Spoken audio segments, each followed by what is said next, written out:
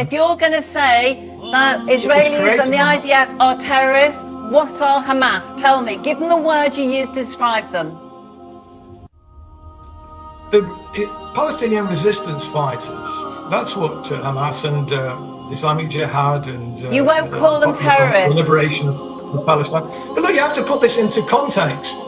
Israel has been occupying Palestine for 75 years. They've been imposing terrorist tactics, actually, an apartheid system, which they've imposed on the Palestinian people.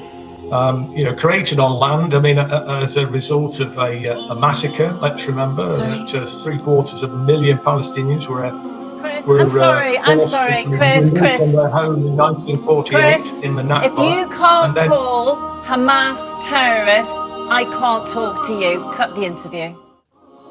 Fine. Goodbye. Thank you, Chris Williamson.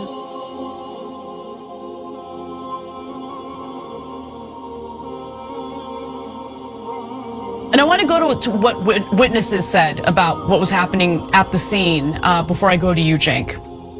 So Kamel Abu Nahel, who was being treated for a gunshot wound at Shifa Hospital, said that he and others went to the distribution point in the middle of the night because they heard that there would be food. They've been eating bird food. They've been eating animal fodder. They're desperate for food.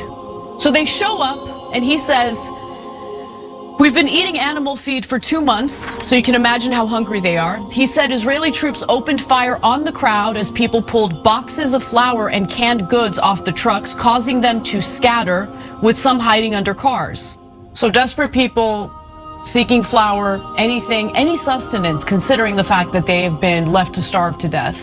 And as they're, swarming the humanitarian aid convoy, the trucks, they get fired at by the IDF. So who are the animals?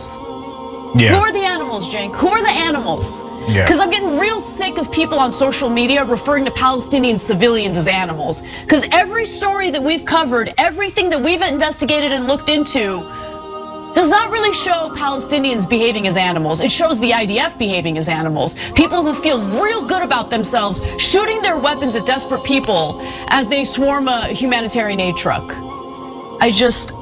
Anyway, sorry, go ahead.